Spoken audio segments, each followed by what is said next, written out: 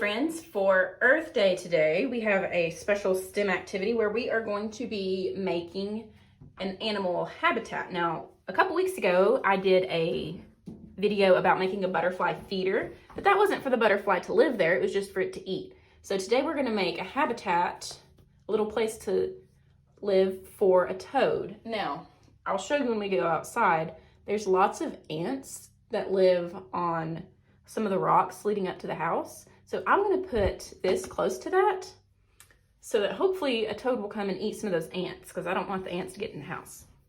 So I'm not gonna feed the toads. I'm just putting this close to where I know bugs are that they could eat. So this is really simple. You'll need a plate, like an old flower pot. The one that I even saw online, it even had one that was busted. So they were reusing it. This one is not busted. It's got dirt in it though from stuff I planted in the past, but I've not planted anything in it this year, so I'm gonna use it this way. Need some rocks, which I will get outside, and some water. We're gonna put that in the plate. Toads are great for eating bugs that you probably don't want around your house. And there are other ideas for different animal habitats that you can make. I saw things for bees and bugs and bats. I will put the link to those in this video. I just didn't have the stuff to make some of those things in my house right now.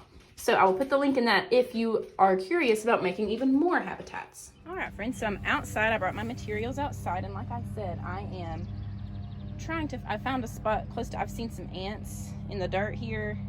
So I'm gonna try to attract some toads to eat some of those ants or wasps or whatever is flying around here. So I've got some rocks. I'm gonna use that here in a minute. And the first thing I'm gonna do is I'm just gonna pour the water in the plate. Now the reason I got the rocks is I was reading if it's like a little toad, it might need something to crawl up on so that there's not too much water around it. So that's why I got those rocks and put in the plate. I'm gonna get a little bit more water. I didn't think the plate would hold that much. Now I'm gonna dig a little bit in the mulch to use this as kind of a shelter. It could be shade if it's really sunny out like it is today, or it could be, if it's raining, it could be a dry spot for the toad to go. All right, so I have my little shelter there in the pot, the flower pot for a toad. I should have used gloves because I saw some worms in the mulch and I did not want to touch those. Anyway, I'm gonna add a little bit more water so the plate's pretty much full. Have my rocks in there in case they need somewhere to rest and not be too deep in the water. And now I'm gonna share some other Earth Day ideas for just how you can be kind to the earth and recycle and reuse things like we read in our Trash Bash book. Before I show you the other ideas, this is just where we keep our recycling outside, and I've got labels on the top. This is where you put metal in cans, glass, and cardboard and paper, and that one didn't fit in there, so that's why it's to the side. We also need to get one for plastic. We've just been putting that in a container in the house, but we need to get one for the plastic stuff.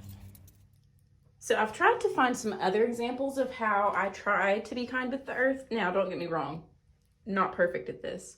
But like we read in the book where the mice were buying all the new clothes, I try to go to like thrift stores or consignment shops. Like I got this shirt from a consignment shop, and it helps you save money and it's good for the planet.